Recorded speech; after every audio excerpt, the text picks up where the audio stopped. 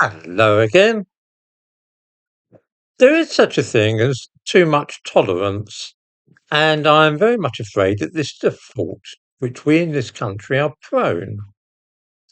We bend over backwards in our attempts to demonstrate our lack of racial prejudice, and the results are that we let people get away with murder, quite literally.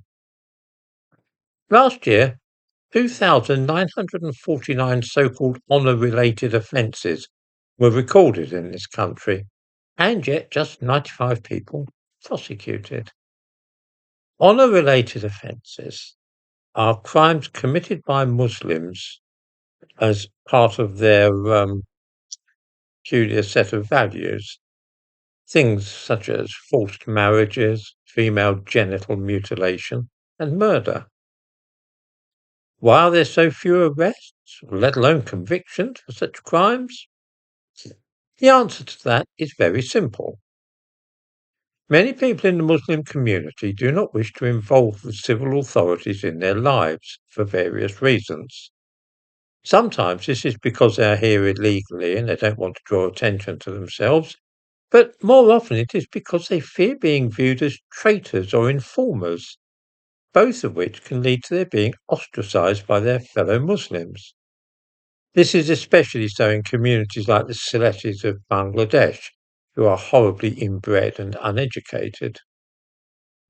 Of course, Muslims are not the only ones to carry on like that. You see much the same thing with Orthodox Jewish communities in places like Crumpsall in Manchester and Stamford Hill in London. Many of these people speak Yiddish as their native language, even if they were born in this country. Yiddish is basically Middle High German, although it's written using the Hebrew alphabet. They too have a thing about traitors to the community, and they have a special dislike of informers. Still, there's a lot more Muslims than there are Orthodox Jews, and the Orthodox folk don't really go in for murder or polygamy, both of which are popular in certain Muslim communities. Rather than go to the police, many Muslims would rather keep it in the family, so to speak, by taking problems and grievances to a court of their own, which operates on the principle of Sharia, or Muslim religious law.